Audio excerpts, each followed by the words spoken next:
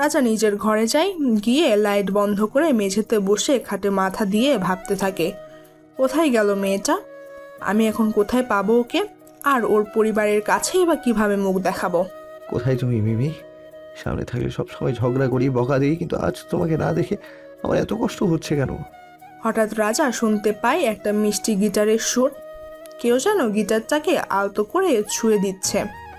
রাজা এগিয়ে বারান্দায় গিয়ে দেখে মিমি মেঝেতে পা ছড়িয়ে বসে আছে গিটারটা কোলে নিয়ে। তুমি তুমি এখানে কি করছো? মিমি উঠে দাঁড়ায়, আর রাজা মিমির দুই হাত শক্ত করে চেপে দেওয়ালের সাথে ধরে বলে, জানো তোমাকে আমি কত খুঁজেছি? তোমার কি কোনো সেন্স নেই? মানুষকে কষ্ট দিয়ে অনেক মজা পাও, তাই না? আহ, আমার লাগছে।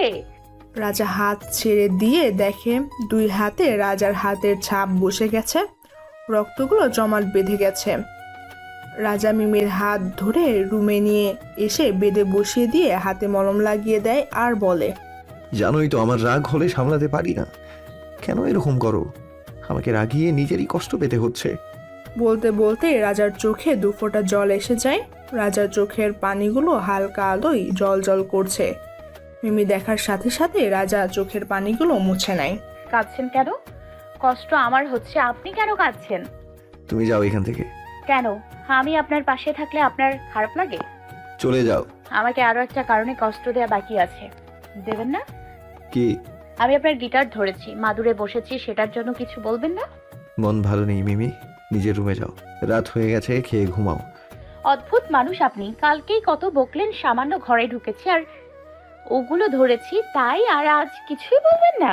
কেন, খুব ইচ্ছে করছে বকুনি খেতে? তা ঠিক নয়, এমনি বলছিলাম। আচ্ছা খেয়ে নিন, না খেয়ে ঘুমিয়ে যাবেন না, আমি কিন্তু এসে বিরক্ত করব। আচ্ছা, খেয়ে নিব। Okay, good night. Good night. Have a nice dream. You too. সকাল হলো। আজকের সকালটা অন্য রকমের মনে হচ্ছে। আজ রাজা খাবার টেবিলের সবার সাথে খেতে বসেছে। রাজার পাশের চেয়ারটা খালি ছিল। মিমি বসতে যাবে এমন সময় অরিন এসে বসে পড়ে। মিমি এখানে এসো আমার পাশে। মিমি রাজার মায়ের পাশে গিয়ে বসে। রাজার মা মিমিকে নিজের হাতে খাইয়ে দেয়। সেটা দেখে মানালি ছুটে এসে ভাগ নেয় খাওয়ার। অরিন এসব দেখে রাগে খাবার প্লেট সরিয়ে রেখে চলে যায় অফিসে একা একা। রাজা অবশ্য মিমির দুষ্টুমি দেখে রোজ রোজ নতুন জীবনের ছোঁয়া পাচ্ছিল। মানালি, তোরা আয়, আমি ওয়েট করছি গাড়িতে। ওকে। ভূতের মুখে রাম নাম জপ, এত শান্ত গলায় কথা কবে শুনেছি মনে নাই। রাজা চলে যায় বাইরে। আম্মু, তোমার ছেলের কি হলো বলো তো? পরি ভর করেছে নাকি? কেন? ওর ভয়েস, কথা বলার এক্সপ্রেশন দেখছো, পুরাই চেঞ্জ। আমি তো চাই ছেলেটা ভালো থাক, জীবনে তো আর কম কষ্ট পেল না। মানালি খাবার শেষ করে মিমির সাথে কলেজে যায়। একজন স্টাফ দৌড়ে এসে খবর দেয় একজন পেশেন্টের খুব শরীর অবস্থা খারাপ। রাজা ছুটে যায়, গিয়ে চেক করে দেখে পেশেন্ট মারা গেছে। সাথে সাথে পুলিশ আসে। ইন্সপেক্টর আপনারা? আপনাকে আমাদের সাথে একটু থানায় যেতে হবে রাজাবাবু। মানে আমি কেন থানায় যাব? আমাদের কাছে আপনার নামে অ্যারেস্ট ওয়ারেন্ট আছে। আপনি একজন সম্মানী ব্যক্তি, তাই ভালোভাবেই নিয়ে যাওয়া হবে, চলুন। কিন্তু আমার অপরাধ? আপনার ভুল ওষুধ প্রেসক্রাইব করার জন্য একজন পেশেন্ট মারা গেছে, এমনটাই অভিযোগ আছে আমাদের কাছে। কে করেছে এই অভিযোগ? একজন ভদ্র মহিলা। কিন্তু আপনি ওনাকে কোনো কিছু যাচাই না করে নিয়ে যেতে পারেন না। উনি একজন সম্মানিত ব্যক্তি, ওনার একটা সম্মান আছে, এভাবে সেটা নষ্ট করবেন না প্লিজ। ম্যাডাম, আপনার হাজব্যান্ডকে আমরা জেলে দিব না, শুধু কিছু ইনভেস্টিগেশন করার জন্য ওনাকে সাথে যেতে হবে। ইটস ওকে অফিসার, চলুন। রাজা চলে যায় পুলিশের সাথে। মানালি খুব কান্না করছে, কিছুতেই মিমি ওকে সামলাতে পারছে না। চলো, কাজ আছে। মানালিকে নিয়ে কোথাও একটা চলে গেল। সন্ধ্যা হয়ে গেলেও রাজা ফিরে না। রাজার মা খবর পেয়ে অসুস্থ হয়ে যায়। মিমি আর মানালি হঠাৎই পুলিশ স্টেশনে পৌঁছলো। তোমরা এখানে? অফিসার, এই যে জামিন, রাজাকে ছেড়ে দিন। রাজাকে পুলিশ ছেড়ে দেয়। রাজাকে নিয়ে বাড়ি ফিরে যায় মিমি। রাজার মা রাজাকে দেখে জড়িয়ে ধরে কান্না শুরু করে দেয়। মিমির মাথায় হাত বুলিয়ে বলে, আজ তুই যা করলি, আমার আপন মানুষ হলেও কেউ এতটা করতো না। ও, তার মানে আমি আপনার আপন নই? হয়েছে পাকনামি, যাও খেয়ে এসো সবাই। আমার খিদে নেই। তোমরা খেয়ে নাও, অনেক রাত হয়ে গেছে, আমি একটু ঘুমাবো, শরীর ভালো লাগছে না। কেউ কিছু বলার আগেই চলে যায়। সবাই খেতে বসে। ও কি সত্যি খাবে না নাকি? ওটাকে ওই চকোলেটের কথা বলছি। হি হি বলে দেবো কিন্তু। দেখো অ্যাটেন্স পাওয়ার জন্য নাটক করছে। সবাইকে নিজের মতো না ভাবলেই পারেন। অরিন খাবার রেখে চলে যায়। যাক, হিংসুটে মেয়ে একটা। জানিস, ভাইয়া আজ তোকে যখন পুলিশ ধরে নিয়ে গেল, মিমি পাগলের মতো করছিল। মনে হচ্ছিল ওর খুব প্রিয় কিছু হারিয়ে গেছে, আর সেটা তাকে ফিরে পেতেই হবে। কি রে, খাচ্ছিস না কেন? খাচ্ছি তো। আমার জন্য এত পাগল যে 1 মিনিট দূরে গেলেই সহ্য হয় না। বাহ, ভালোই তো। আমি খুব স্বার্থপর, মেয়েটাকে বুঝি না। কি এত ভাবছিস? না, কিছু না। কই যাচ্ছিস? এই ভাইয়া, খেয়ে যাবি তো? যা, চলে গেল। আম্মুর রুমে যাই, একা একা খেতে ভালো লাগছে না। মানালি ওর মায়ের ঘরে গিয়ে খেয়ে ওখানেই ঘুমিয়ে পড়ে। রাজা নিজের রুমে গিয়ে পায়চারি করতে থাকে, কিছুতেই ঘুমোতে পারে না। একবার বারান্দায় যায়, একবার রুমে আসে। হঠাৎ মাথায় কাজ করা বন্ধ করে দেয়। কিছু না ভেবে মিমির রুমে চলে যায়। গিয়ে অন্ধকারে হোঁচট খেয়ে বিছানায় পড়ে যায়।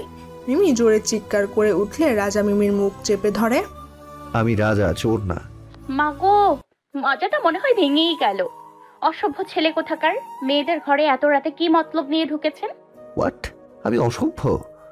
তা নয় তো কি, হ্যাঁ? এত রাতে কোনো ভালো ছেলে কি মেয়েদের ঘরে ঢোকে?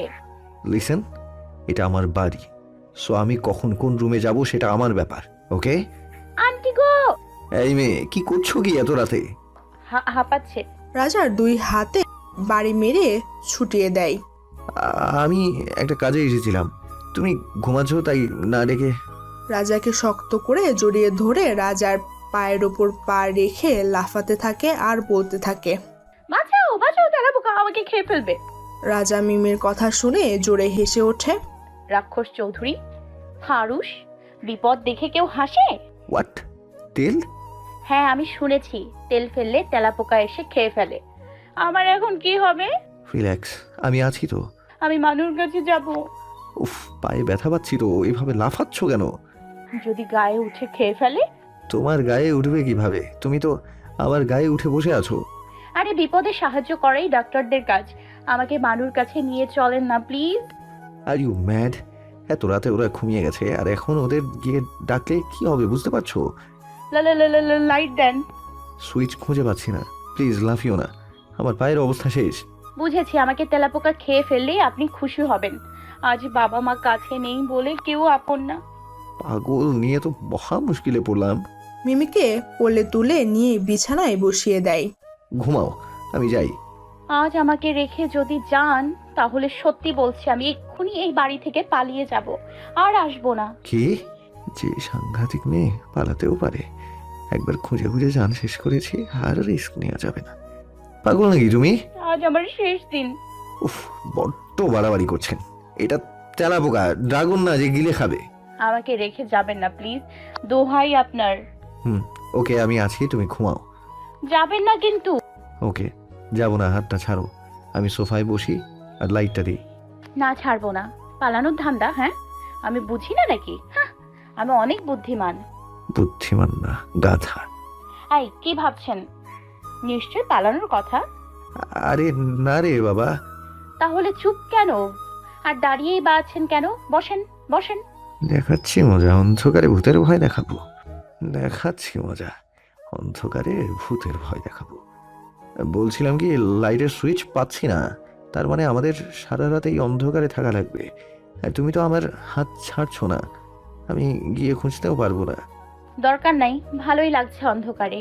আমি চাই না আলো আমার ঘুমকে বিরক্ত করুক। ও আচ্ছা, পাড়াচ্ছি ঘুম। জানো, আমাদের বাসায় না অনেক যুগ আগে একটা বুড়ি মারা যায়, তারপর শোনা যায় ওই বুড়ির আত্মা এই ঘরের আশেপাশে ঘুরে বেড়ায়। ও মা গো, মরে গেলাম গো। রাজা বসেছিল, মিমি শুয়েছিল। কথাটা শুনে রাজা মাজা চেপে ধরে, কোলে মাথা রেখে চিৎকার করতে লাগে। আরে আরে আরে, আমি তো মজা করছিলাম, রিল্যাক্স। না না না, আমি জানি এটা সত্যি। আমি এই ঘরে থাকবো না। আচ্ছা, সকাল হলে ভেবে দেখবো, ছাড়ো আমাকে। এভাবে একজন মুসলমান মেয়ে হয়ে পরপুরুষকে জড়িয়ে ধরে আছো, লজ্জা করে না? পর মহিলাকে নিজের বউয়ের মতো তুমি তুমি করে বলছেন, লজ্জা করে না? ওহ সরি, আর বলবো না। এবার ঘুমান, ছাড়ুন আমায়। রাগ হয়েছে রাজা বাবুটার? যার তার উপর রাগ করে কাজ নেই আমার, এত সময় নেই সবার সব কিছু নিয়ে ভাবার। আহারে, আমার রাজা বাবুটা রাগ করেছে, একটু মুড অন করে দিই। আচ্ছা তাই? জি। কেমন লাগছে অন্ধকারে একটা মেয়ের কাছে এভাবে এক ঘরে এক বিছানায়? এটা কি ধরনের অসভ্যতা?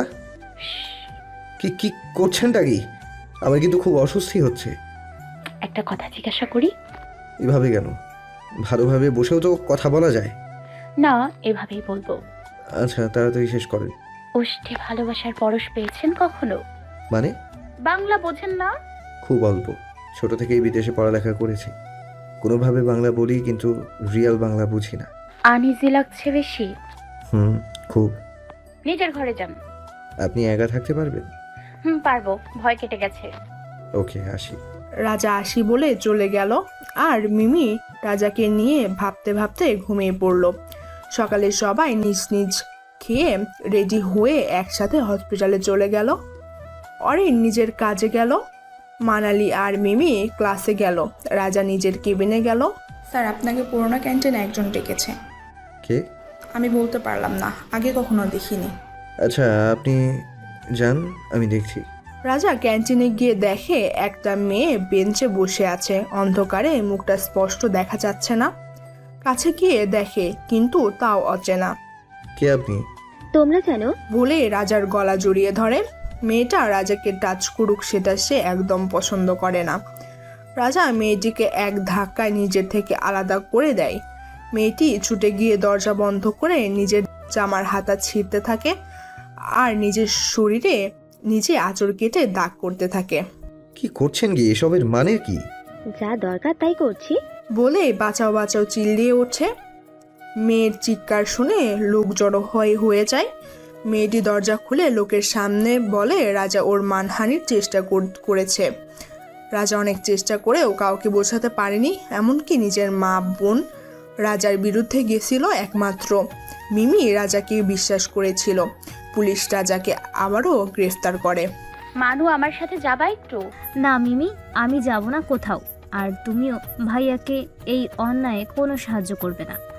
ও যা করছে তার উপযুক্ত শাস্তি দরকার।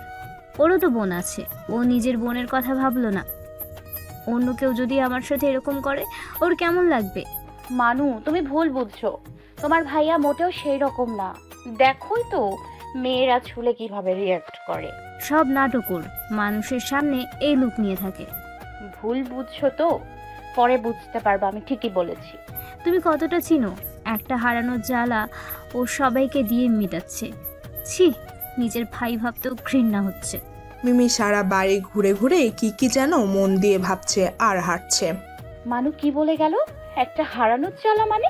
মিমি দৌড়ে মানুর ঘরে যায়, মানুর সাথে কথা শেষ করে বাইরে চলে যায়। কিছুক্ষণ পর রাজাকে ছাড়িয়ে নিয়ে বাসায় আসে, কিন্তু এতে রাজার মা বোন কেউ খুশি হয় না। সবাই মুখ ফিরিয়ে নিজ নিজ ঘরে চলে যায়।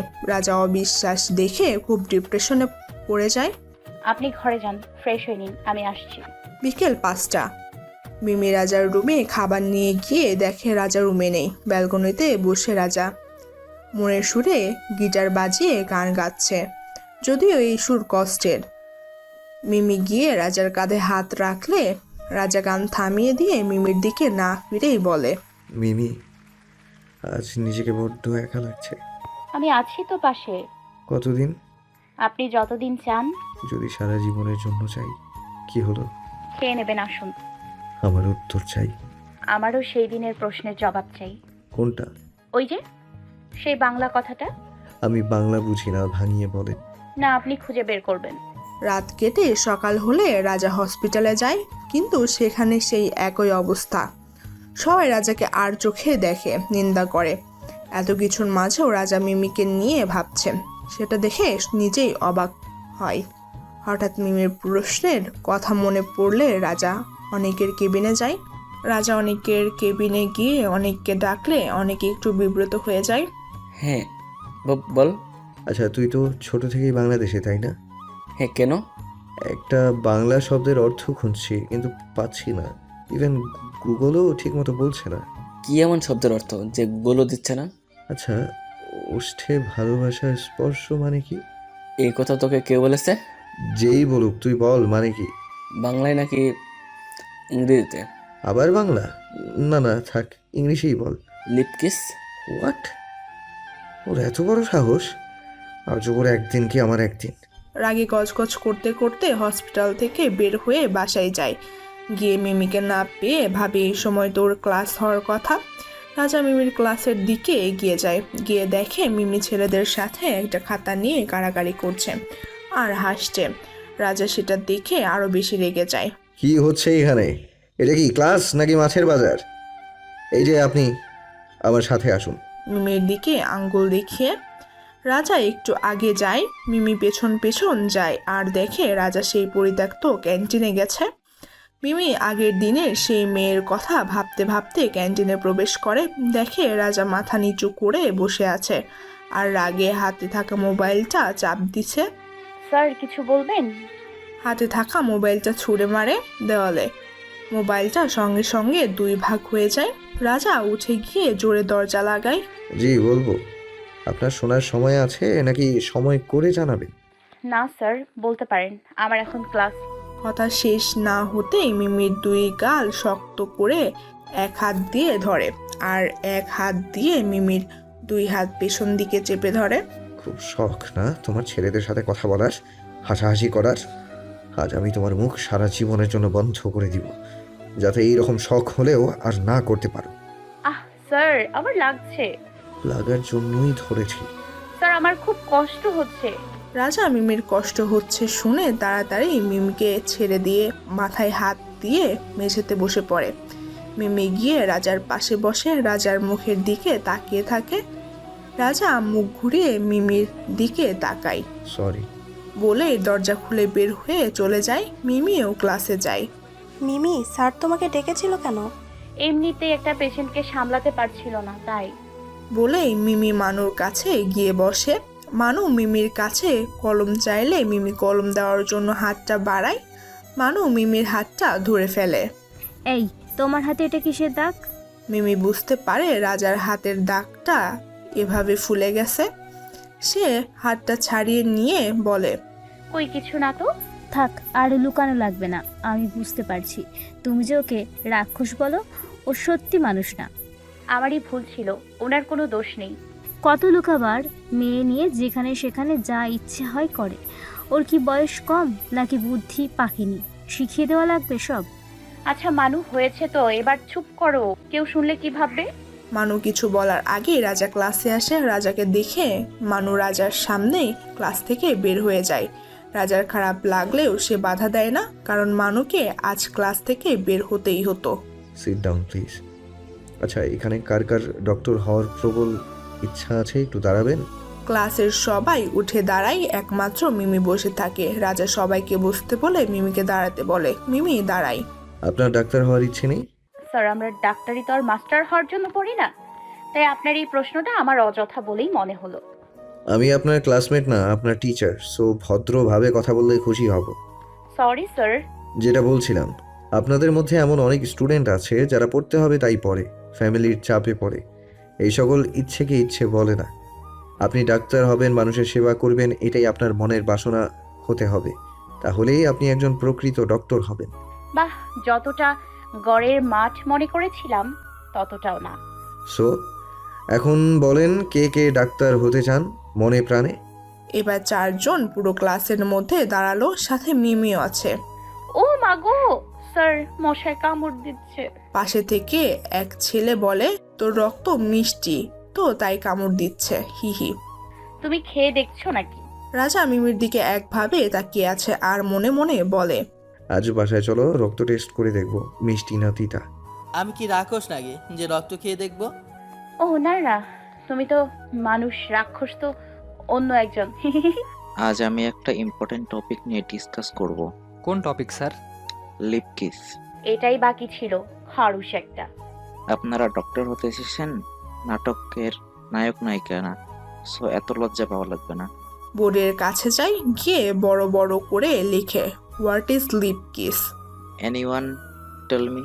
স্যার, লিপ কিস হলো একটা অনুভূতি যা অন্য কিছুর সাথে তুলনা করা যায় না।